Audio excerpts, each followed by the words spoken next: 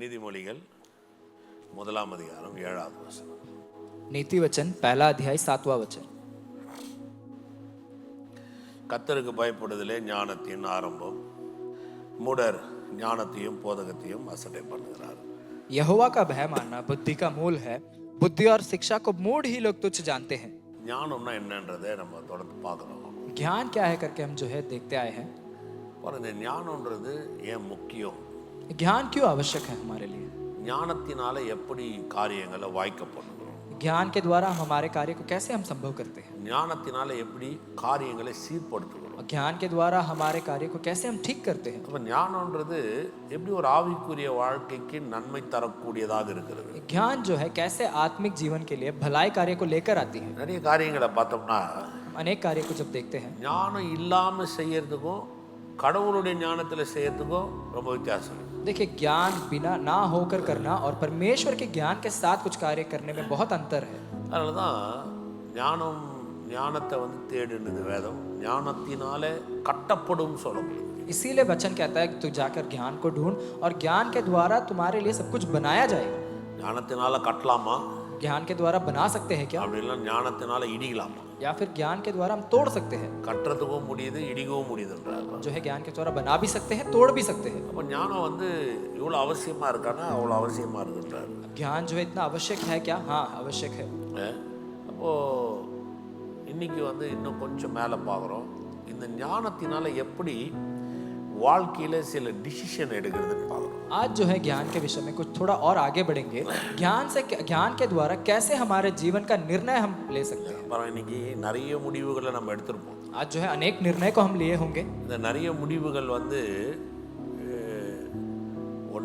சூழ்நிலைக்கு ஏற்ற மாதிரி எடுத்திருப்போம், சிலது கோபத்தில் எடுத்திருப்போம், சில நேரத்தில் உணர்வு ரீதியாக சில முடிவுகள் எடுத்திருப்போம், சில நேரத்தில் சில மனிதர்களுடைய ஆலோசனைகள், ஒரு 10 பேர் சேர்ந்து இதெல்லாம் செய்ப்பா, அது எல்லாமே நல்லதாக இருக்குது, 10 பேருக்கு பார்வையில் அது நல்லதாக இருக்கிறதுனால அது மூலயமா சில முடிவுகள் எடுத்திருப்போம். देखिए हम हमारे जीवन में अनेक प्रकार के निर्णय लेते हैं. हमारे परिस्थिति के अनुसार निर्णय लेते हैं या फिर किसी के सलाह के अनुसार 10 लोग कहते हैं कि तू भाई ये कर, तू ऐसा कर वैसा कर, उनके आलोचना के अनुसार हम निर्णय लेते हैं.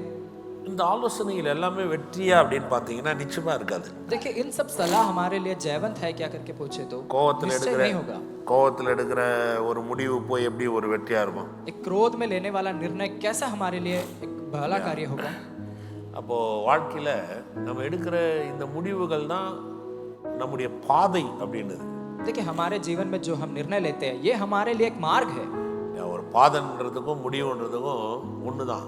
एक मार्ग और एक निर्णय दोनों सेम है. நீங்க என்ன முடிவு எடுக்கிறீங்களோ அந்த முடிவுல தான் போறீங்க, அதான் பாதை. देखिए आप जो निर्णय लेते हो उसके द्वारा ही जो है आप वही मार्ग में जाने वाले हो. வாழ்க்கையில இன்னைக்கு நம்ம வந்திருக்கிற பாதையை கொஞ்சம் யோசிச்சு பார்த்தாவே சொல்லலாம், நம்ம எடுத்த முடிவு அது நல்லதா, அது தீமையா, அது ஆரோக்கியத்துக்கு ஏதுவானதா, அது நன்மைக்கு ஏதுவானதான்னு யோசிக்கலாம். देखिए हमारे जीवन का जो मार्ग से हम गुजर कर आए हैं उसको देखते वक्त हम कह सकते हैं कि हमारा जो निर्णय है वो भलाई है कि बुरा है, कैसा है करके हम उसके अनुसार हम कह सकते हैं. ஏன்னா அது சில விஷயங்கள் தெரியுதுல்ல, நமக்கு நல்லா தெரியுது பாருங்க. क्योंकि कुछ कार्य उसमें हमें दिखाई देते हैं. ஏன் நம்ம இப்படி இருக்கிறோம்? आज हम क्यों ऐसे हैं? அப்போ நேத்து நான் எடுத்த முடிவு அந்த பாதையில வந்திருக்கிறேன், அது சில நேரத்துல அது கடினமா இருக்கு. यानी कि कल का मेरा निर्णय या फिर मेरा जो मार्ग था वो कठिन था. ஆனா வேதத்துல சொல்லுது பாருங்க, परंतु वचन कहती है இந்த ஞானத்தினால எடுக்கக்கூடிய முடிவுகள் ரொம்ப ஆசீர்வாதமானது. ज्ञान के द्वारा लेने वाला जो भी निर्णय है वह आशीषित है. நீங்க சாலமோன் எடுத்துக்கலாம். आप सुलेमान को ले सकते हो. ஒரு ஆலயத்தை கட்ட போறான். एक जो है आराधनालय बनाता है, அவன்கிட்ட எல்லாம் இருக்குது. उसके पास सब कुछ है. பணம் இருக்குது, पैसे है, அவனுக்கு தேவையான தங்கம் இருக்கு, उसको जो सोना चाहिए वो है, அதுக்கு தேவையான வெள்ளி இரும்பு வேலையாட்கள் எல்லாம் இருக்கிறான், उसके लोहा चांदी सोना सब सेवक लोग सब है, இடம் இருக்குது, जगह है, எல்லாம் இருக்குது, सब कुछ है. ஆனா அதை செய்யணும்னா ஏதோ ஒன்று தேவைப்படுது. परंतु उसे जब अगर बनाना है तो कुछ कार्य की जरूरत है. தாவீது சொல்றாரு, इसलिए दाऊद को कहते हैं அவன் செய்ய வேண்டிய வேலை பெரியதுன்றார். उसके जो करने का काम वो बड़ा है. ஏன்னா அது ஒரு ஒரு ஏதோ தோண்டிச்சு அப்படின்னு கட்ட முடியலையே. उनके अंदर वो जो है आ गया करके वो नहीं बना सकते हैं. பணம் இருக்குது, தேவையான வெள்ளி தங்கம் ஆட்கள் மரம் எல்லாம் இருக்குதுங்க, ஆனா கட்ட முடியல. देखिए उनके पास सब कुछ है, पैसा सोना चांदी लोग सब कुछ है, परंतु वह नहीं बना पा रहा। ஏன் கட்ட முடியல? क्यों नहीं बना पा रहा है? அது கட்டுறதுக்கு ஏதோ ஒண்ணு தேவை. पर उसे बनाने के लिए कुछ चीज की आवश्यकता நம்ம है। வாழ்க்கை கூட அப்படிதான் பாருங்க. हमारे जीवन भी ऐसे ही है। எல்லாம் இருக்கிறதுனால நம்மளால சமாதானமா வாழ முடியாது. हम सब कुछ होने के कारण हम शांति पूर्वक नहीं जी सकते। பணம் இருக்குதுங்க, पैसे है, இடம் இருக்குது, जगह है, சொந்த வீடு இருக்கலாம், अपना घर है, கொஞ்சம் சேமிப்பு இருக்கலாம், थोड़ा जो है हम सेविंग्स है। எல்லாம் இருக்கிறதுனால உங்களுக்கு உங்க வாழ்க்கை கட்ட முடியுமானா முடியாது. इन सब के कारण हम जो हमारे जीवन को बना सकते हैं बोले तो नहीं होगा। அது வார்த்தையினால கடவுளுடைய ஞானம் நமக்குள்ள வருது பாருங்க, அங்கதான் நம்ம எடுக்க வேண்டிய முடிவுகள் மாற்றத்துக்கு நேரா வருது. और वचन के द्वारा परमेश्वर के द्वारा आने वाला ज्ञान के द्वारा ही जो है हमारे जीवन का हम निर्णय ले सकते हैं। அதுதான் ஒரு மாற்றத்தை உண்டு பண்ணும். वही एक बदलाव को लेकर आती है। இது உண்மை. यही सच है। ஏன்னா சில நேரத்துல நமக்கு தோணுது இல்லையா, இது ரைட்டுன்னு தோணுது. कुछ समय में हमें लगता है कि यही सही है, எல்லாரும் பார்க்குற மாதிரி நம்மள பார்க்குறோம். बाकी लोग जैसा देखते हैं वैसे ही हम भी देखते हैं। ஒரு சமீபத்தில் ஒரு வீடியோ ஒன்று பார்த்தோம், पास्टर समीप में जो है एक वीडियो एक देखे, ரொம்ப யூஸ்ஃபுல்லான ஒரு வீடியோ. एक बहुत यूजफुल वीडियो है। ஒரு பையன் சைக்கிளில் போயிட்டு இருக்கான். एक लड़का जो है साइकिल में जा रहा है, போயிட்டு இருக்கும்போது எதிரில் ஒருத்தர் பைக்கில் வராரு. सामने से जो है एक जन बाइक में आ रहे थे। அவர் வந்து அந்த பையனை இடிச்சிடுறாரு. वे आकर उस भाई को जो है ठोक दिया। இடிச்ச உடனே அந்த பையன் கீழே விழுறான், சிறு சிறு காயங்கள் ஏற்படுது. नीचे गिरने के कारण उसको छोटे छोटे घाव भी होते हैं। உடனே எல்லாரும் அங்கே ஜனங்க வந்து அந்த பையனை தூக்கி உட்கார வச்சு இந்த மனுஷனை எல்லாம் திட்டுறாங்க.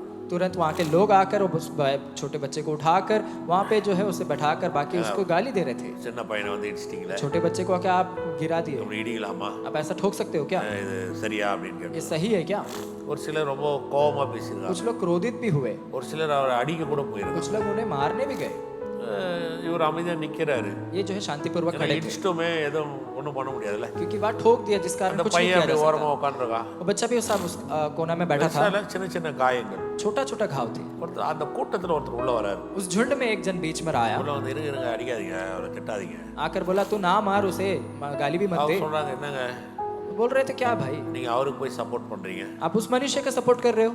இடிச்சிருக்கிறான் பையன் விழுந்துருக்கிறான், நீங்க அதனால திட்டணும். वो आकर यहाँ पे ठोक दिया, इस बच्चे को नीचे गिरा दिया, आप उनको गाली देना चाहिए। வண்டி இருக்குது ஓட்ட முடியுமா, கொஞ்சம் மெதுவா தான் போகணும். गाड़ी है करके हम भगा सकते हैं क्या, आराम से जाना பையன் चाहिए। இவ்வளவு காயப்பட்டிருக்கிறான். इतना जो इसको घाव हुआ है, அவர் சொல்றாரு, इसके लिए वह उसने कहा அவர் இடிச்சது நல்லதா போச்சு, वह ठोका वो भलाई है। நான் மேல இருந்து பார்த்தேன். मैं ऊपर से देखा, அங்கிருந்து ஒரு என் வீடு வந்து அந்த 8வது 9வது மாடியில தான் இருக்குது. वहाँ पे मेरा 8वां या 9वां तला में मेरा घर है। இந்த பையன் வரும்போது நான் பார்த்துட்டு இருந்தேன். वो भाई आते वक्त मैंने देखा, அவர் பைக்ல வரதும் நான் பார்த்துட்டு இருந்தேன். और ये भाई भी जो बाइक में आते वक्त मैंने देखा। இந்த பையனை அவர் இடிக்கல அப்படின்னு சொன்னா, इस लड़के को अगर इन्होंने नहीं ठोका होता, பையன் போன அந்த வேகத்துக்கு, அந்த சைக்கிள் ஓட்டிட்டு போன வேகத்துக்கு, ये भाई जो लड़का जो स्पीड में जा रहा था, முன்னாடி இருக்க அந்த ஜங்ஷன்ல அவன் மேல ஒரு லாரி பெரிய ட்ரக் ஏறி இருக்கும், அவன் செத்து போயிருப்பான். सामने वाले एक जंक्शन में जो है एक बड़ा ट्रक उसके ऊपर चढ़ गया होता और वो मर गया होता। அவன் இடிச்சதுனால அவன் கீழே விழுந்தது நல்லதா போச்சு. उसके ठोकने के कारण वह नीचे गिरा, वो भलाई है। உடனே எல்லாரும் அப்படியே அமைதியாயிட்டாங்க. तुरंत सब शांत हो गए। இப்போ நீங்க யோசிச்சு பாருங்க, अब आप सोचते எல்லாரும் हैं, பார்வைக்கும் அது நல்லது, सबके आंखों के लिए वो सही है, அதனால அவனை திட்டினாங்க. सब जो है गाली भी दिए। இப்போ இவர் வந்து சொன்ன உடனே अब जब ये मनुष्य के कहा, எல்லாரும் அமைதியாயிட்டாங்க. सब शांत हो गए, அமைதியாயிட்டு அவர்கிட்ட மன்னிப்பு கேட்டாங்க. शांत होकर उनसे माफी मांगे, ஏதோ சார் தெரியாம பேசிட்டோம். सर हम जो गलत हो गया। இப்போ நீங்க யோசிச்சு பாருங்களேன், अब आप सोच कर देखिए, எல்லாரும் பார்த்து பேசுறதுக்கும் கடவுள் பார்க்கறதுக்கும் ரொம்ப வித்தியாசம் இருக்கு. बाकी लोग का कहना और परमेश्वर का देखना में एक बहुत अंतर है। ஆண்டவர் மேல இருந்து பாக்குறாரு, परमेश्वर ऊपर से देखते हैं, அவருக்கு எல்லாம் தெரியும், वे सब कुछ जानते हैं, அவர் சகல ஞானமும் உடையவர். वह सारे ज्ञान का भरपूर है। இப்போ நம்ம வாழ்க்கையில நமக்கு சரியான வகையில போதிக்கவோ சரியான வகையில நம்மளை வழி நடத்தவோ தேவனால மட்டும்தான் முடியும். अब हमारे जीवन में सही रीति से शिक्षा देना और सही मार्ग में चलाना केवल परमेश्वर से ही संभव है। தேவனை தவிர வேற யாராலையும் அப்படி நடத்த முடியாது. परमेश्वर के अलावा और कोई नहीं चला सकते हैं। அதனாலதான் பாருங்க, நமக்கு இப்போ ஒரு விஷயத்தை நம்ம செய்யணும்னா எல்லாரும் சொல்றது ரைட்டா கூட இருக்கலாம், ஆனா தேவன் பார்க்குற மாதிரி இருக்குமான்னு பார்த்தீங்கன்னா அப்படி இருக்காது. देखिए, इसलिए जब हम कुछ कार्य करते हैं, बाकी लोग कहना जो है वो हमें हमारे लिए सही लगेगा, परंतु परमेश्वर के ज्ञान के अनुसार है क्या, वह एक प्रश्न भरा कार्य है। இல்லைங்களா? है कि அப்ப நம்ம ஆலோசனைகளையும் சரி, நம்ம முடிவு எடுக்கிறதும் சரி பாருங்க, உலகத்தை பார்த்தோ சூழ்நிலையில பார்த்தோ இல்லாம தேவனுடைய அந்த ஞானம், தேவனுடைய அந்த ஞானத்தின் அடிப்படையில் எடுக்கிற முடிவுகள் அது ஆரோக்கியமா இருக்கும், ஆசீர்வாதம். देखिए, हमारे जीवन का जो निर्णय है या फिर कुछ सलाह लेते हैं, वह सांसारिक रीति से ना लेकर परमेश्वर के ज्ञान से भरपूर होकर जब हम वो निर्णय और सलाह लेते हैं, वह हमारे लिए आशीष लाती है। நீங்க இன்னும் கொஞ்சம் மேலே போகலாம். आज हम और आगे बढ़ेंगे, இதை தான் போதிக்க போகிறேன். यही मैं प्रचार करूंगा. சில வாக்கியங்கள் எடுத்து நான் உங்களுக்கு காமிக்கிறேன். कुछ वचनों के द्वारा मैं आपको सिखाऊंगा. சில வார்த்தைகள் அடிப்படையில் இதை நம்ம புரிஞ்சுக்கலாம். कुछ वचन के अनुसार हम और अच्छे से समझ सकते हैं. கடவுளின் ஞானத்தினால காரியங்கள் செய்வது எப்படி வெற்றியா இருக்குதுன்றதை பார்க்கலாம். परमेश्वर के ज्ञान के अनुसार कैसे हमारे जीवन जयवंत रह सकता है. வாசிக்கலாம் பாருங்களேன். वचन पढ़ेंगे. சங்கீதம் 25:13. भजन संगीता 25वां अध्याय 13वां वचन. 15 வரையும் வாசிக்கிறேன். 15वां वचन तक पढ़ेंगे. 12 15 வரையும் வாசிக்கிறேன். 12वां वचन से लेकर 15वां वचन तक. கர்த்தருக்கு பயப்படுகிற மனுஷன் எவனோ அவனுக்கு தாம் தெரிந்து கொள்ளும் வழியை போதிப்பார். அவன் ஆத்துமா நன்மையில் தங்கும், அவன் சந்ததி பூமியை சுதந்திரத்து கொள்ளும். கர்த்தருடைய ரகசியம் அவருக்கு பயந்தவரிடத்தில் இருக்கிறது, அவர்களுக்கு தம்முடைய உடன்படிக்கையை தெரியப்படுத்துவார். என் கண்கள் எப்போதும் கர்த்தரையே நோக்கி கொண்டிருக்கிறது, அவரே என் கால்களை வலைக்கு நீங்களாக்கி விடுவார். 12वां वचन से लेकर 15वां वचन तक. वह कौन है जो यहोवा का भय मानता है? यहोवा उसको उसकी मार्ग पर जिससे वह प्रसन्न होता है चलाएगा. वह कुशल से टिका रहेगा और उसका वंश पृथ्वी का अधिकारी होगा. यहोवा के भेद को वही जानते हैं जो उससे डरते हैं, और वह अपनी वाचा उन पर प्रकट करेगा. मेरी आंखें सदैव यहोवा पर टकटकी लगाए रहती है, क्योंकि वही मेरे पाँवों को जाल में से छुड़ाएगा. இதை ஒவ்வொரு வார்த்தையா போதிக்கிறேன். अब एक एक शब्द करके मैं बताऊंगा. முதலாவது சொல்றாரு, पहला कहते हैं, கர்த்தருக்கு பயப்படுகிற மனுஷன் எவனோ அவனுக்கு தாம் தெரிந்து கொள்ளும் வழியை போதிப்பார். वह कौन है जो यहोवा का भय मानता है? यहोवा उसको उसी मार्ग पर जिससे वह प्रसन्न होता है चलाएगा.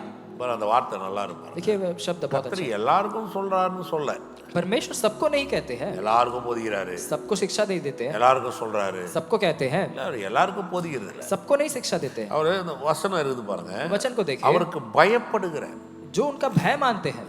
இதை போய் பொதுமொழி பேப்பர்ல வாசிங்கன்னா, इसे जब आप अगर एक सामान्य अनुवाद में देखें, கர்த்தருக்கு மரியாதை கொடுக்கிற எவனுக்கோ மனுஷன் எவனோ அவனுக்கு அவரு போதிக்கிறார். जो यहोवा का सम्मान करते हैं उनको परमेश्वर सिखाते हैं. அது அப்படியே அந்த வார்த்தையில இன்னும் 2-3 வழியில் சொல்றாங்க. கர்த்தருக்கு பயந்து வாழ்க்கையில் மரியாதை கொடுக்கிறவன் எவனோன்னா வரும். और उसमें ऐसा भी लिखा गया है, जो परमेश्वर का भय मानकर हमारे जीवन में जो है सम्मान देते हैं. பாருங்க, இந்த மரியாதை கொடுக்கறதுன்றது என்னன்னா, கர்த்தருக்கு வந்து இந்த காரியத்தை நான் கேட்கறேன்ல, அதான் மரியாதை கொடுக்கணும். देखिए, हम जो कार्य परमेश्वर से पूछते हैं वही है परमेश्वर को सम्मान देना. நமக்கு வந்து என்ன, हमारे நமக்கு எல்லாம் தெரியும் அப்படின்னு வாழ்றது இல்ல. हम ऐसा नहीं जीना है कि हमें सब कुछ पता है, ஏன்னா நமக்கு எல்லாம் தெரியுமே, அதான பிரச்சனை. क्योंकि हम सब जानते हैं. இல்ல நமக்கு தெரியாது என்ன இருக்குது. हम ऐसा अनजान कुछ है क्या? நீங்க வந்து ஃபைனான்ஷியலா கையாள மாட்டீங்களா? आप फाइनेंशियली जो है குடும்பம் நடத்த தெரியாதா? आप परिवार नहीं चला सकते கார் हो? ஓட்ட தெரியாதா? कार नहीं चला सकते हो क्या? உலகத்துல இருக்கிற சில டெக்னிக்கல்ஸ் தெரியாதா? संसार के जो टेक्निक आप नहीं जानते हो क्या? நிறைய விஷயம் உங்களுக்கு தெரியுமே. अनेक कार्य जानते हैं. சிலத்துல சொல்லுவாங்க இல்ல எனக்கு தெரியும் அப்படின்னு. कुछ समय में कहते हैं हाँ मैं तो जानता हूँ, ஏன்னா நமக்கு தெரியாது ஒண்ணுமே கிடையாது. क्योंकि हमें हमारे लिए अनजान कुछ भी नहीं. எல்லாமே தெரிஞ்சதுனால நம்ம யாரையுமே மதிக்கிறது கிடையாது. अब सब जानने के कारण हम किसी को जो है सम्मान नहीं करते हैं. நீங்க யோசிச்சு பாருங்க, अब सोच कर देखिए, எல்லாம் தெரிஞ்சவங்க மத்தவங்கள மதிக்க மாட்டாங்க. जो सब कुछ जानते हैं वे दूसरे को सम्मान नहीं करते. எதுவுமே தெரியாது. कितने लोग जानते हैं? எல்லாம் தெரிஞ்சவங்க எப்பவும் கொஞ்சம் திமிரா இருப்பாங்க. जो सब जानते हैं वह थोड़ा घमंडी रहते हैं, ரொம்ப அம்பலா பேச மாட்டாங்க. वे जो है नम्र नहीं रहते हैं. அவங்க வந்து பாத்தீங்கன்னா எல்லாம் தெரியும், தெரியலனா கூட தெரிஞ்ச மாதிரி காமிச்சுக்குவாங்க. वे अगर जान के नहीं भी जानते तब भी जानने के समान वो दिखावा करते எப்படி हैं. எப்படி இவங்க மரியாதை கொடுக்குறாங்கன்னு எப்படி சொல்லும்? अब कैसे वे लोग आदर कर सकते हैं? இல்லையா? ஒரு முறை एक बार நான் என் ஃப்ரெண்ட்ஸ் எல்லாம் சேர்ந்து ஒரு இட்டாலியன் ரெஸ்டாரண்ட் கூட்டு போனோம். पास्टर और उनके मित्र लोग मिलकर इटालियन रेस्टोरेंट गए थे. இந்த பக்கா இட்டாலியன் ரெஸ்டாரண்ட். पक्का इटालियन रेस्टोरेंट है.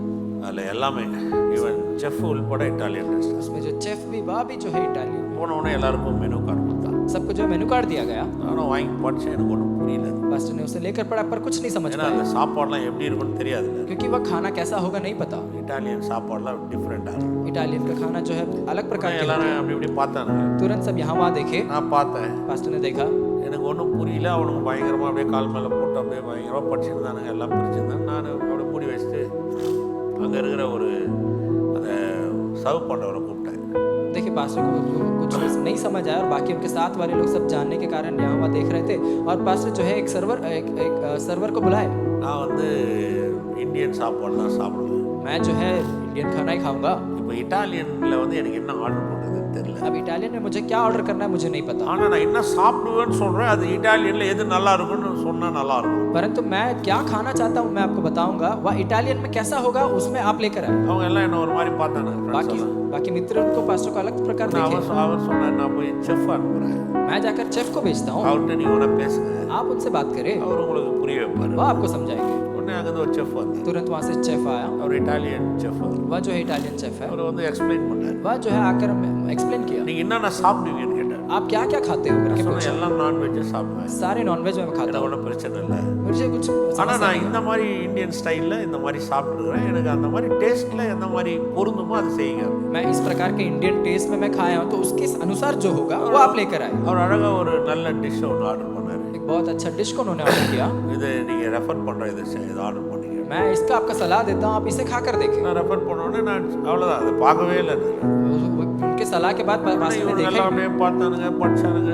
बाकी लोग सब पढ़ रहे थे, देख रहे थे, ஆர்டர் பண்ணா सब एक एक कार्य ऑर्डर कर रहे थे। அது ஏதோ வந்துச்சு பாருங்க. அவங்களும் இட்டாலியன்லாம் போய் ரெகுலர் சாப்பிட்டதில்ல, எல்லாம் நம்ம ஊர் பசங்க தான். ஆனால் இட்டாலியன் சாப்பிடணுன்றதுனால அது மேலே ஒரு க்ரீம் போட்டு என்னவோ வந்துச்சு பாருங்க. देखिए वे लोग भी कोई जाके इटाली में नहीं खाया, परंतु इटाली खाना खाना है करके वो लोग ऑर्डर करे और क्रीम वगैरह लगाकर खाना आया। அதில் ஒருத்தனுக்கு வெறும் வெஜிடபிள்ஸ் எடுத்து வச்சாங்க. और एक जन को जो है पूरे सारे सब्जियां भरकर लाकर दिए।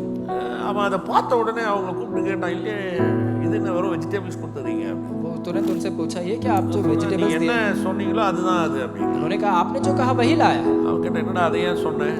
मैंने पूछा आप ये इससे क्यों बताया? இல்லை, அந்த பேர் நல்லா இருந்துச்சுன்னு சொன்னேன். उसका नाम अच्छा था इसलिए मैंने कहा। சொன்ன பேர் நல்லா இருக்குன்றதுனால சாப்பாடு நல்லா இருக்குமாடா. नाम अच्छा होने के कारण खाना भला होगा क्या? பாருங்க, கடைசியில அந்த 10 பேர்ல 9 பேர் ஆர்டர் பண்ணாங்க பாருங்க. उस 10 में से 9 जन जिन्होंने ऑर्डर 9 किया, பேர் அப்படி இப்படி இருந்தது. ஆனா எந்த ரொம்ப பெஸ்டா இருந்தது. देखिए उन 9 लोगों को उतना खास नहीं था, परंतु पास्टर का सबसे श्रेष्ठ था। எனக்கு ரொம்ப அழகா கொண்டு வந்தாங்க. நான் சாப்பிட்டோம், எல்லாரும் ஒவ்வொரு ஸ்பூன் இதுல வைக்கிறோம். ஏய் இது நல்லா இருக்குடா, இதே ஆர்டர் பண்ணிடலாமே. देखिए जब पास्टर खाना शुरू करे बहुत बढ़िया था और सब लोग खाने के लिए चाह रहे थे। நான் சொன்னேன், तब मैंने कहा உங்களுக்கு தெரியலன்னா தெரியலன்னு சொல்லணும். अगर आप नहीं जानते हो तो नहीं जानते हैं करके எதுவுமே कह நான் दे। சொன்னது விளங்குது. कितने लोग समझ पा रहे हैं? நம்ம வாழ்க்கையில எப்பவுமே பாருங்க, தெரியலன்னா கூட தெரிஞ்ச மாதிரியே பந்தா காமிக்குது. देखिए कुछ समय हमारे जीवन में भी अगर हम नहीं जानते तो जानने के समान हम दिखावा करते எல்லாருக்கும் எல்லாம் தெரியாது இல்ல. हैं। सब कोई सब कुछ नहीं जानता। எல்லாருக்கும் எல்லாம் தெரிஞ்சிருச்சுன்னா ஆண்டவன் ஆயிடுவோம். सब अगर सब कुछ जानते हैं तो परमेश्वर क्यों बन जाएंगे ना? உங்களுக்கு தெரியலன்றத அந்த செஃப்பை கூப்பிட்டு உனக்கு என்ன பிடிக்கும்னு சொன்னீங்கன்னா அவர் அதுக்கு ஏற்ற மாதிரி ஒரு சீ ஃபுட்டோ இல்லை உனக்கு ஒரு பீஃப் ஸ்டேக்கோ ஏதோ ஒன்று பண்ணி கொடுத்துட போறாரு. देखिए अगर आपको नहीं पता है तो आप उस शेफ को बुलाकर आपको जो चाहिए वो आप बताने से वो आपको बीफ या फिर कुछ सी फूड कुछ बना कर दे सकते हैं। எல்லாரும் உட்காந்து அப்படியே பக்காவா அப்படியே பார்த்து அப்படியே பயங்கர இட்டாலியே பிறந்த மாதிரி இட்டாலியே சாப்பிட்டு வளர்ந்த மாதிரி இட்டாலியன் ஃபுட் அப்படியே டேஸ்ட் பண்ணி டெய்லியாக உட்காந்து சாப்பிட்றோம். நம்ம என்றைக்கோ ஒரு நாளைக்கு வந்துருக்குறோம், தெரியாதது ஒன்று ஆர்டர் பண்ணிட்டு முழிக்கணும்ல, திருத்தரும் உட்காந்து முழிச்சுட்டு வாங்க பாருங்க, அது நல்லாவே இருக்குல்ல, சாப்பிடவே முடியல. ஒருத்தர் வெஜிடேபிள் மட்டும்தான், அதில் வேற ஒன்றுமே கிடையாது. देखिए वहाँ पर जाकर बैठने के बाद ऐसा तो नहीं है कि जो है इटाली में पहला पले बड़े और वहीं पे पैदा हुआ, वहाँ पे जाकर जो है पूछ के खा सकते थे। பாருங்க, இந்த வார்த்தையை நல்லா புரிஞ்சுங்க. इस शब्द को सही से அப்ப समझ लीजिए। கர்த்தருக்கு மரியாதை கொடுக்காதவனுக்கு எப்படி அவர் ஹெல்ப் பண்ண முடியும்? अब परमेश्वर को जो सम्मान नहीं करते वहाँ परमेश्वर कैसे सहायता करेगा? சோத்திரம், நல்லா எனக்கு தெரியும், स्तुति करता मैं सब கர்த்தர் जानता எல்லாம் பார்த்துக்கிறீங்க. हूं। परमेश्वर सब संभालते हैं। இல்லைங்க, தெரியாதுல்ல. नहीं जानते हैं ना? வாழ்க்கையில நம்ம எடுக்கிற ஒவ்வொரு முடிவுக்கும் கர்த்தருடைய ஞானம் நமக்கு அவசியம். यानी कि हमारे जीवन का प्रत्येक निर्णय के लिए परमेश्वर के ज्ञान की आवश्यकता है। வாழ்க்கை ரொம்ப பெருசு. हमारा जीवन बहुत बड़ा है। வாழ்க்கையில நிறைய பிரச்சனைகள் இருக்கு. जीवन में अनेक समस्याएं भी हैं। வாழ்க்கையில நிறைய விஷயங்களை நான் முடிவு எடுக்க வேண்டியது. अनेक कार्यों को निर्णय मुझे लेने की आवश्यकता है। நல்லதும் கெட்டதும் நான் முடிவு எடுக்கணும். भला या बुरा कुछ भी मुझे निर्णय लेने முடிவு पड़ता எடுக்க है। வேண்டிய கட்டாயம் ஒவ்வொருத்தருக்கும் இருக்கு. मेरी निर्णय लेने की एक कार्य होती है। நான் முடிவே எடுக்க முடியாதுன்னா நீங்க இந்த பூமியில இருக்க முடியாது. मैं अगर निर्णय नहीं ले पा रहा हूं तो मैं जीवन नहीं रह सकता। எல்லாவற்றிலுமே நம்ம ஒரு முடிவு எடுக்கணும். हर एक कार्य में मुझे निर्णय लेना அந்த முடிவை எப்படி எடுக்க போறீங்க? उस निर्णय को कैसे அது लेना? மாமிசத்தை சார்ந்தா, शारीरिक तौर पर இல்ல அறிவை சார்ந்தா, या फिर ज्ञान के இல்ல अनुसार உணர்வை சார்ந்தா, या फिर अपने भावना के இல்ல अनुसार உங்களுக்கு கோவம் அப்படியா, या फिर आपके क्रोध के இல்ல 10 अनुसार பேர் வாழ்றானே அந்த மாதிரி ஒரு முடிவு எடுக்கலாம்னு या फिर 10 நினைக்கிறீங்களா? लोग जैसा जीते हैं उनके अनुसार இல்லங்க, மேல இருந்து ஒருத்தர் பாக்குறாரு, नहीं। परमेश्वर ऊपर से देखते हैं, அவருக்கு தான் எல்லாம் தெரியும். वे सब कुछ जानते हैं ஏன்னா அவர் எல்லாத்தையும் அறிந்தவர். क्योंकि वह सब कुछ जानते हैं। இன்னொரு வார்த்தையில சொல்ல போனா அவர் சர்வஞானி. और एक शब्द में कहे तो परमेश्वर सर्वज्ञानी है। அவருக்கு மறைவானது ஒன்றுமே இல்ல. उनसे छुपा ऐसा कुछ भी नहीं है। அப்ப அவர்கிட்ட நம்ம கேட்டாதானே அந்த ஞானத்துல முடிவெடுக்க முடியும். केवल जब हम उनसे पूछते तभी हम ज्ञान से जो है निर्णय ले सकते हैं। இந்த மாதிரி புரியுது இது. कितने लोग समझ पा रहे हैं? அதெல்லாம் பண்ண நிறைய பேரை பார்த்துட்டு வரோம். நிறைய ஐநோ பார்ட்டிக்கு தான் நிறைய இருக்கும். देखिए बहुत लोग को देखा है, बहुत जन आई नो पार्टी है। ஐநோ பார்ட்டியை பார்த்தீங்கன்னாவே தெரிஞ்சிடும். அது எல்லாம் தெரியும் மாதிரி இருக்கும், ஆனால் ஒன்றும் தெரியாது. देखिए ये आई नो पार्टी है, ये लोग को सब जानने के समान रहते हैं परंतु कुछ नहीं जानते हैं। இந்த உலகத்தில் வாழ்கிற வரையும் நம்ம கற்றுக்கிட்டே இருக்கணும். டே பை டே லேர்ன் பண்ணிட்டு. देखिए हमारे जीवन में संसार में रहते वक्त प्रतिदिन हम कुछ ना कुछ सीखते हैं। எல்லாருக்கும் எல்லாம் தெரிஞ்சிருது கிடையாது. सबको सब कुछ नहीं पता, எல்லாம் எல்லாத்தையும் தெரிஞ்சுக்கவும் முடியாது. सब कोई सब कुछ जान भी नहीं सकते। எல்லாத்தையும் எல்லாம் தெரிஞ்சவனா இந்த பூமியில ஒருத்தர் இருக்கவும் முடியாது. संसार में अगर सब कोई सब कुछ जानता है तो वैसा कोई मनुष्य इस भूमि में रह ही नहीं सकता। எல்லாத்தையும் எல்லாவற்றையும் தெரிஞ்ச ஒரே ஒருத்தர் யாருன்னு சொன்னா அது தேவனாக மட்டும்தான் இருக்கு. सब कुछ और सारे कार्य को जानने वाला अगर कोई है तो वह केवल हमारा परमेश्वर है। இந்த மாதிரி இது விளங்குது. कितने लोग समझ पा रहे हैं? இப்போ சங்கீதக்காரன் ரொம்ப அழகா சொல்றான். अब भजन संगीता वाला बहुत अच्छे से कहता है, देखिए அவருக்கு மரியாதை கொடுக்குறவன் उनका जो सम्मान करते हैं, அது யாருன்னா இருக்கட்டும், चाहे कोई भी क्यों ना हो, அவன் அவர்கிட்ட வரும்போது சொல்றாராம் பாருங்க, கர்த்தருக்கு பயப்படுகிற மனுஷன்னா அதான் மரியாதை கொடுக்குற மனுஷன் அப்படின்னா தாம் தெரிந்து கொள்ளும் வழியை போதிப்பாராம். देखिए यहोवा का भय मानना यानी कि यहोवा का सम्मान जो मनुष्य करता है, यहोवा उसको उसी मार्ग में लेकर जाता है। அவனுக்கு தாம் அவர் ஒரு வழி வச்சிருக்கிறார்ல, அவர் ஒரு திட்டத்தை வச்சிருக்கிறார்ல, அவர் எந்த முடிவு பெஸ்ட்னு வச்சிருக்கிறார்ல, அந்த முடிவுல அவனை நடத்துறாராம். देखिए परमेश्वर उस मनुष्य के लिए जो निर्णय रखा है या फिर जो योजना बनाकर रखा है उसी मार्ग में उसे चलाता है। எவ்வளவு அருமையான வார்த்தை இல்ல? देखिए कितना अच्छा शब्द है।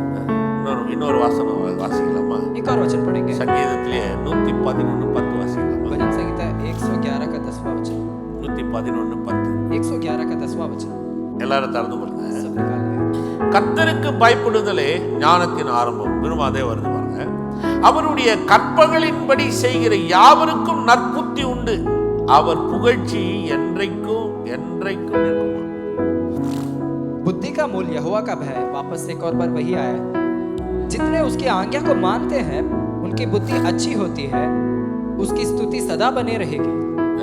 கர்த்தருக்கு பயப்படுதலே ஞானத்தின் ஆரம்பம். बुद्धि का मूल यहोवा का भय है, அவருடைய கற்பனைகளின்படி செய்கிற யாவருக்கும் நற்புத்தி உண்டு, और जितने उसके आज्ञाओं को मानते हैं उसकी बुद्धि अच्छी होती है।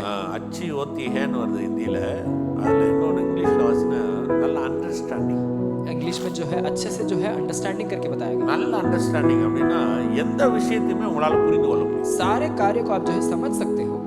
இல்லையா? ஒரு விஷயத்தை புரிஞ்சுக்கலன்னா செய்ய முடியாது. कुछ कार्य को जब हम नहीं समझते हैं तो आप कैसे அது करेंगे? சொல்றாரு எந்த காரியத்தையுமே நல்லா புரிஞ்சுக்கலாம். वो कहते हैं सारे कार्य को सही से समझ सकते हैं, நல்ல புரிந்து செய்யக்கூடியவர்களாய் மாறலாம். सब कुछ सही से समझकर सही से करने वाले लोग बन जाए, ஏன்னா அந்த ஞானம் அப்படிதான் நடத்துமா. क्योंकि वह ज्ञान वैसा ही चलाती है அவர் புகழ்ச்சி என்றென்றைக்கும் நிற்கும். और उसकी स्तुति सदा बनी रहेगी। இன்னொரு மொழிபெயர்ப்பு சொல்லுது, एक और अनुवाद में ऐसा कहा गया, அவர்களுடைய புகழ்ச்சி அவர்களை பாடல்கள் பாட வைக்கும். और उनकी स्तुति उनकी जो है उनकी स्तुति जो है उनको बाकियों को गीत गाने में உள்ள लेकर வந்து ஒரு आती है। ரிஜாய்ஸ்னஸ் இருக்கும். अंदर एक जो है आनंद भर जाती है। ஏன்னா இப்போ அவர் கடவுள்கிட்ட இருந்து ஒரு ஆலோசனை ஆரம்பமாகுது. अब परमेश्वर के द्वारा एक सलाह जब आती அதுல है ஒரு முடிவு எடுக்கிறேன், उसमें एक निर्णय लेते அந்த हैं, முடிவு சக்சஸ் ஆகுது. वह निर्णय सक्सेस நல்ல होती है, நல்ல ஒரு தெளிந்த புத்தி, ஒரு சவுண்ட் மைண்ட், நல்ல ஒரு அண்டர்ஸ்டாண்டிங் உண்டாகுது. एक सही वाला बुद्धि और ज्ञान हमें आती है। அதனால என்ன உண்டாகுதா? उससे क्या होती है? எனக்குள்ள ஒரு ரிஜாய்ஸ்னஸ் வருது. हमारे अंदर एक आनंद भर जाती है, அது பாடல்களை பாட வைக்குதான். वह जो है गीत गाने में लेकर चले जाती है। வர்த்தமானல ஒரு முடிவு எடுக்கிறோம், சக்சஸ் ஆயிடுச்சுன்னா எப்படி இருக்கும் நினைக்கிறீங்க? हम अगर कुछ निर्णय लेते हैं, अगर सक्सेस हो गया तो कैसा रहेगा? எவ்வளவு குஷி இருக்கும். कितना खुशी रहेगी, பயங்கரமா எடுத்த முடிவு சக்சஸ் ஆயிடுச்சு. बहुत भयंकर होगा। हम जो निर्णय लिया सक्सेस हो गया, என்ன மாதிரி எல்லாரும் பாராட்டுவாங்க. सब जो है आपको आकर बोलेंगे நல்ல முடிவு எடுத்தீங்க, आप सही निर्णय நீ लिया, எடுத்த முடிவு ரொம்ப ரைட், आपका निर्णय सही था, நீ எடுத்த முடிவு ஒரு ஆசீர்வாதம். आपका निर्णय आशीष है। पर அது பாருங்களே, ரொம்ப ஈஸியா வர்றது இல்ல.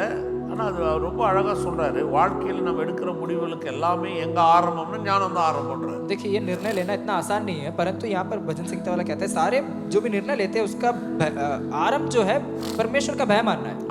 அப்போ எங்க நம்ம வந்து நிக்கிறோம் பாருங்க.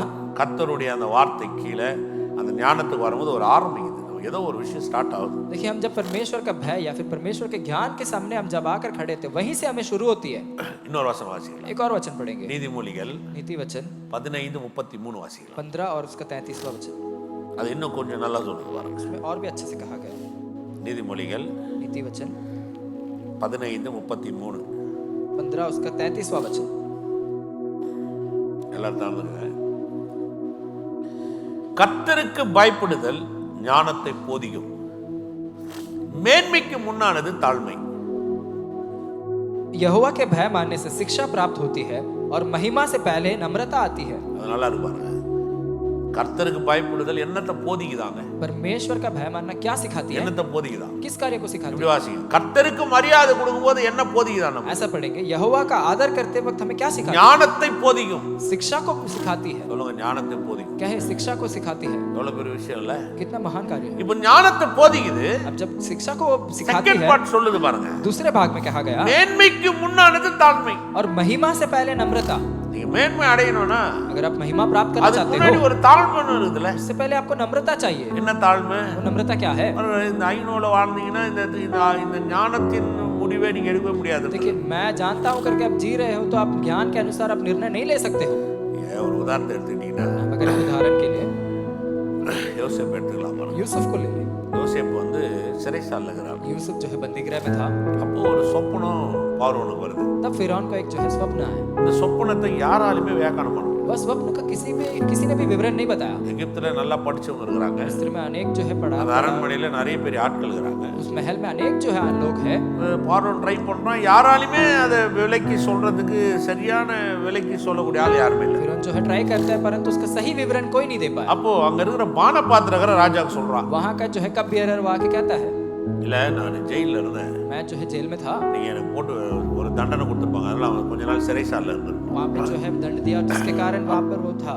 அப்ப என் கூட ஒரு எபிரேயன் இருந்தான். तब मेरे साथ में जो एक इब्रानी था, அவன் இந்த சொப்பனத்துக்கு ஒரு வியாக்கியானம் பண்ணான். वह इस स्वप्न का जो है एक அது ரொம்ப நல்லா இருந்தது. वह बहुत बढ़िया, ஆனா அது அப்படியே நடந்துச்சு. वह वैसा भी हुआ. நான் உங்ககிட்ட சொல்லறதுக்கு மறந்துட்டேன். मैं आपको बताना भूल गया. ஏன்னா உடனே இப்போ அவனை கூப்பிட்டு வராங்க. वह तुरंत उनको बुलाकर लेकर யோசிச்சு आते हैं. பாருங்களேன். आप सोच कर देखिए, இப்போ பார்வோன் எவ்வளவு பெரிய ஆளு. अब फिरौन कितना बड़ा मनुष्य, இவன் ஒரு கைதி, एक कैदी है, தண்டனை இருக்குது அவனுக்கு. इनको जो है दंड दिया गया है. இன்னொன்னு பாத்தீங்கன்னா ஒரு எபிரேயன், ஒரு அடிமை அவன். और दूसरा वह जो एक गुलाम, एक हिब्रू, எகிப்துக்கு அடிமையா வந்தவன். वह मिस्र में एक गुलाम के समान आया. அடிமை, गुलाम, அவன் வந்து தண்டனைக்கு உட்பட்டப்பட்டவன், वह दंड दिया गया उसको, அவன் சிறைசாலையிலுக்குள்ள இருக்கிறவன். बंदीगृह में है. இப்போ பார்வோனுடைய பிரச்சனை இவன் நீக்குவான்னு சொன்னா பார்வோனுக்கு கோவம் வராதா? अब फिरौन का जो है समस्या को यह हल करेगा बोले तो ஏன்னா फिरौन को गुस्सा नहीं அவன் आएगा. ஒண்ணுமே இல்லையாடா, அவன் ஒரு அடிமைடா. அவன் वह तो कुछ नहीं है, वह तो एक அவன் गुलाम है, படிக்காதவன், वह जो अनपढ़ है, அவன் ஏதோ அங்க இருக்கிறான். वह जो बंदीगृह அவன் में है, வந்து எனக்கு பதில் சொல்ல वो முடியுமா? आके मुझे जो है शिक्षा देगा ஒரு क्या? கோவம் வந்துரும்ல. एक क्रोध आया होगा, है ஏன்னா ना? பார்வோன் அமைதி ஆயிட்டான். परंतु फिरौन शांत हो गया. ஏன் அமைதி ஆயிட்டான்? क्यों शांत हुआ? யாராலையும் இதை விலைக்கு சொல்ல முடியும். कोई इसका जो है உடனே அவனை கூட்டு வர சொல்றான். और तुरंत उसको बुलाते हैं. அப்படின்னா பார்வோன் தன் சிங்காசனத்திலிருந்து இறங்கிட்டான். यानी कि फिरौन जो अपना सिंहासन को छोड़कर उतर गया, அவன் தான் தண்டனை கொடுத்தான். वही उसी ने दंड அவனே दिया, அதை மாற்ற வேண்டியதாயிடுது. उसने खुद बदल दिया. இப்ப இறங்கிட்டான் பாருங்க. अब नीचे उतर गया. இப்ப இறங்கிட்டு மாத்திரம் இல்ல, अब ना केवल नीचे उतरा, பாருங்க இப்ப அவனை கூட்டு வரணும்னு சொன்னா अब उसे अगर लेकर அப்படியே आना है, சிறைச்சாலையிலிருந்து நேரா கூட்டு வந்து நிக்க வச்சிட முடியாது. ऐसे बंदीगृह से उठाकर नहीं लेकर आ सकते हैं. இல்ல அவனை குளிப்பாட்டணும், उनको जो है नहाना है, அவனுக்கு நல்லா ஷேவ் பண்ணணும், उनको जो है शेव करवाना है, அவனுக்கு நல்ல ட்ரெஸ் போடணும். उनको अच्छा कपड़ा देना ஏன்னா चाहिए. ராஜா முன்னாடி வந்து நிக்கணுமே. फिर राजा के सामने अगर खड़ा होगा, டோட்டலா அவனை மாத்தணும், ஆளே மாத்தணும் अब பாருங்க. वो मनुष्य को टोटल बदलना चाहिए. அதே மாதிரி அவனை ஆளை மாத்தி इसी प्रकार वो அவனை मनुष्य को அவனுக்கு முன்னாடி बदलकर கொண்டு வந்து வைக்கிறான். उसको जो है फिरौन के सामने खड़ा करते हैं. அந்த சொப்பனத்துக்கு அவன் வியாக்கியானம் பண்ணிடுறான். वह उस स्वप्न का विवरण भी बताता है. உடனே பார்வோனுக்கு பயங்கர ஆச்சரியம். तुरंत फिरौन बहुत अचंभित அதை हो जाता சொல்லிட்டு அவன் சொல்றான். है. उसे क्या करवा कहता है. இப்ப நான் ஒரு விஷயத்த சொல்றேன். मैं एक और कार्य कहूंगा. இந்த சொப்பனம் வந்து ஒரு வறுமையை கொண்டு வரப்போகுது. ये स्वप्न जो है एक जो है अकाल को लेकर आने वाला, பெரிய ஒரு பஞ்சத்தை கொண்டு एक வரப்போகுது. बहुत बड़ा अकाल को लेकर आने वाला. இப்போ நீ ஒரு 7 வருஷம் நல்லா இருக்கலாம். अब आप 7 साल अच्छे से रहोगे, பெரிய பெரிய பண்டகசாலையை கட்டு. बहुत बहुत जो है भंडार आप बनाओगे, அந்த பண்டகசாலையில எல்லாத்தையும் வாங்கி போட்டு வை. उस भंडार के अंदर सब कुछ आप भर कर எவ்வளவு முடியுதோ அவ்வளவு செய். रखो. चाहे जितना है उतना भर कर रखो. அதுக்கப்புறம் 7 வருஷம் வரும். उसके बाद 7 साल आएगी அப்போ உங்ககிட்ட இருக்கிற பண்டகசாலையை வச்சு எல்லாத்தையும் டீல் பண்ணு. और उस पर उसके बाद उस भंडार से निकाल कर सबको दे दे. பாருங்க ராஜா அப்படியே ஷாக் ஆயிட்டான். राजा जो है अचंभित हो गया, ஆச்சரியப்படுறான். अचंभित हो गया. எப்படி நடக்கும்? कैसा होगा? யோசிச்சு பாருங்க. अब आप सोच कर देखिए, ஒருவேளை अगर பார்வோன் வந்து திமிரா இருந்திருப்பான்னு வச்சுக்க. अगर फिरौन जो घमंडी हुआ होता, ஒரு கைதி கிட்ட போய் நான் கேட்கறது, एक कैदी के विषय को मैं ஒரு सुन அடிமை गया, கிட்ட போய் நான் போய் கேட்கறது, एक गुलाम के कार्य को ஒரு मैं सुन, அடிமையுடைய ஆலோசனை எனக்கு வேணுமா? एक गुलाम का सलाह मैं सुनूं, ஒரு அடிமை கிட்ட அடிமை சொல்ற வார்த்தையே நம்ம வாழ்க்கை மாறுமா? एक गुलाम का शब्द मेरे जीवन को बदलेगा क्या? அப்படி போல ऐसा नहीं कहा. அவன் அப்படியே சரண்டர் ஆயிட்டான். वह तुरंत अपने आप को समर्पण कर दिया. ஓ இந்த மாதிரி ஒரு மனுஷனை நம்ம பார்க்கவே இல்லை. हमने इस प्रकार का कोई मनुष्य அவன் नहीं அதை அக்செப்ட் பண்றான், ஏத்துக்கிறான். देखा. वह उसे स्वीकार करता நீ है. அடிமையா இருந்தாலும் பரவாயில்ல, आप अगर गुलाम क्यों நீ ना हो, சிறைச்சாலையில இருந்தாலும் பரவாயில்ல, आप बंदीगृह में क्यों ना हो, வெளியில வா, आप बाहर आ, நீ அரண்மனையிலே இரு. तू राजमहल में இப்ப रह. பாருங்க அவ்வளோ அந்த எகிப்து அவ்வளோ மேன்மை அடையிறதுக்கு ஒரு தாழ்மைக்குள்ள வர வேண்டியது. अब मिस्र जो है इतना महिमा पाने के लिए एक नम्रता के भीतर से गुजरी. வாழ்க்கையில நானும் சொல்ல பாருங்க, हमारे जीवन में भी मैं कहता சில हूँ நேரத்துல உங்க வாழ்க்கையின் தரித்திரத்தை மாத்தணுமா, कुछ समय हमारे जीवन का दरिद्रता உங்க को बदलना வாழ்க்கையில है, இருக்கிற பஞ்சத்தை மாத்தணுமா, आपके जीवन का अकाल को बदलना है, உங்க வாழ்க்கையில வர சில விதமான பொருளாதார நெருக்கடியை மாத்தணுமா, आपके जीवन का जो है समृद्धि में जो आने वाला कार्य को बदलना அது है. உங்களுக்கு தெரியும்னு வாழ்றீங்க பாருங்க, அதனால மாத்த முடியாது. वे आपको जानते हैं करके आप जब जीते हैं उससे नहीं बदला जा எப்போ सकता. கடவுளுடைய ஞானத்துக்கு முன்னாடி வரீங்களோ जब आप परमेश्वर के ज्ञान के सामने அப்போ आते நீங்க हो, எடுக்கிற முடிவு இருக்குது பாருங்க, उस समय में जो निर्णय लेते हो அது ஒரு நாளும் உங்களை பஞ்சத்துல வைக்காது. वो कभी आपको अकाल के भीतर नहीं लेकर जाएगा. ஒருவேளை உலகத்துல பஞ்சம் இருக்கலாம், चाहे संसार में अकाल हो, ஆனா எகிப்துல பஞ்சம் கிடையாது. परंतु मिस्र में अकाल नहीं थी. எகிப்து அன்னைக்கு பாருங்க எல்லா பண்டக சாலையிலும் எல்லாத்தையும் சேர்த்து வச்சிருக்கு. देखिए मिस्र में उन दिनों में सारे भंडार में सब कुछ भरपूर था. எத்தனை பேர் புரியுது இது? कितने लोग विश्वास करते हैं புரியறவங்க மட்டும் जो समझे हैं, விளங்குதா இல்லைங்களா? समझ पा रहे हो कि नहीं? நிறைய பேருக்கு என்ன பிரச்சனை, अनेक लोग का क्या समस्या है? ஆனா ஒரு முடிவு எடுக்கணும்னா அப்படியே அவங்களே எல்லாம் நானே ராஜா நானே மந்திரி தான், देखिए अगर कुछ निर्णय लेना है तो मैं ही राजा मैं ही मंत्री हूँ, நான் சொல்றதும் मैं जो कहता हूँ वही, எனக்கு தெரிஞ்சதுதான், जो मैं जानता हूँ वही है. அப்படிதான் போய் எங்கனா போய் முட்டி நிக்கிறது பாருங்க. इसी प्रकार कहीं पे जाकर ठोक कर खाकर खड़े रहते हैं. சில நேரத்துல அதெல்லாம் ஒரு ஒரு வீரியமா வைராகியமா செய்யறது வேற. लेकिन कुछ समय आप वीर के समान एक हिम्मत के साथ वो करते हैं. பரவாயில்ல, தோத்தா கூட பரவாயில்ல, कोई बात नहीं, हारे तो भी कोई बात नहीं, பரவாயில்ல, அவமானப்பட்டா பரவாயில்ல, अपमान हो तो भी நம்ம कोई बात எடுக்கிற முடிவு தான். नहीं. हम जो निर्णय लेते वही है. அதனால எவ்வளவு இழப்புகள் வரும்னு யோசிச்சு பார்த்துருக்கேன். देखिए उसके द्वारा कितना जो है हम कार्य को खो देते हैं, पता है? நிறைய அவமானங்களை சந்திக்கும், बहुत अपमान को, வேதனைகளை சந்திக்கும், बहुत कष्ट, தூக்கமின்மையை சந்திக்கும். जो है नींद खो देते हैं. வாழ்க்கையில யோசிச்சு பாருங்களேன், அந்த மாதிரி ஒரு வாழ்க்கை வாழணுமா? उस प्रकार का जीवन जीना है क्या? அவ்வளோ ஒரு வேதனையான பாதையா இருக்கு. इतना क्रूर और कष्ट भरा मार्ग. ஆனா இது யோசிச்சு பாருங்க, परंतु हम इसे सोच कर देखें, அன்னைக்கு அந்த அந்த ஞானத்துக்கு முன்னாடி उन दिन ஒரு முடிவு எடுக்கிறான் பாரு. उन दिन वो ज्ञान के सामने में जो है फिरौन एक निर्णय लेता है. இந்த மனுஷன் சொல்றதை நான் கேட்கறேன், ये मनुष्य जो कहता है मैं ऐसे सुनूंगा, இவன் அடிமையா இருந்தாலும் பரவாயில்ல, ये अगर गुलाम क्यों ना हो, இவன் ஒரு சிறைசாலை இருந்தாலும் பரவாயில்ல, ये बंदीगृह में क्यों ना हो, இவனை வெளியில கொண்டு வாங்க, उसे बाहर लेकर आ. இவன் சொல்றதுல ஏதோ ஒரு விஷயம் இருக்குடா. ये जो कहता है इसमें कुछ विषय है. அன்னைக்கு அந்த அந்த பார்வோன் தன்னை விட்டு கொடுத்தான். वो अपने आप को फरौन ने नीचा नम्र किया. யோசிச்சு பாருங்க, आप सोच कर देखिए, முதல்ல 7 வருஷம் நல்லா செழிப்பா இருந்தது, पहले 7 साल जो है बहुत समृद्धि था, அதுக்கப்புறம் 7 வருஷம் தேசம் முழுவதும் பஞ்சம். और उसके बाद 7 साल पूरे देश में सारे जगह अकाल. ஆனா परंतु நல்ல வேலைக்கு போல आप सही से समझ लें, எகிப்துல மட்டும் தான் தானியம், मिस्र में केवल जो है खाना था, எகிப்துல மட்டும் தான் ஆசீர்வாதம், केवल मिस्र में आशीर्वाद थी. எகிப்து மட்டும் தான் அன்னைக்கு अनेகருடைய பசியை போக்குச்சு. मिस्र जो है अनेक लोगों का जो है भूखापन को पूरा किया. எகிப்தினுடைய சாப்பாடு தான் இஸ்ரவேல் ஜனங்களை கூட வாழ வச்சிச்சு. मिस्र के खाना है जो इस्राएलियों को भी खाना था. அதனால தான் அவனுக்கு பைய தூக்கி நாங்க வரானுங்க தானியத்துக்காக. इसीलिए वे लोग अपना झोली लेकर उसको खाना को लेने आते हैं. வாழ்க்கை अब जीवन கடவுளுடைய ஞானத்துல எடுக்கிற முடிவு இருக்குது பாருங்க, परमेश्वर के ज्ञान के अनुसार जब हम निर्णय அது लेते हैं, எல்லா பஞ்சத்துல இருந்தும் நம்மள தப்பு வைக்கும். सारे अकाल से हमें जो है छुड़ाती है. எத்தனை பேர் விலகிடுச்சு? कितने लोग समझ पा रहे हैं?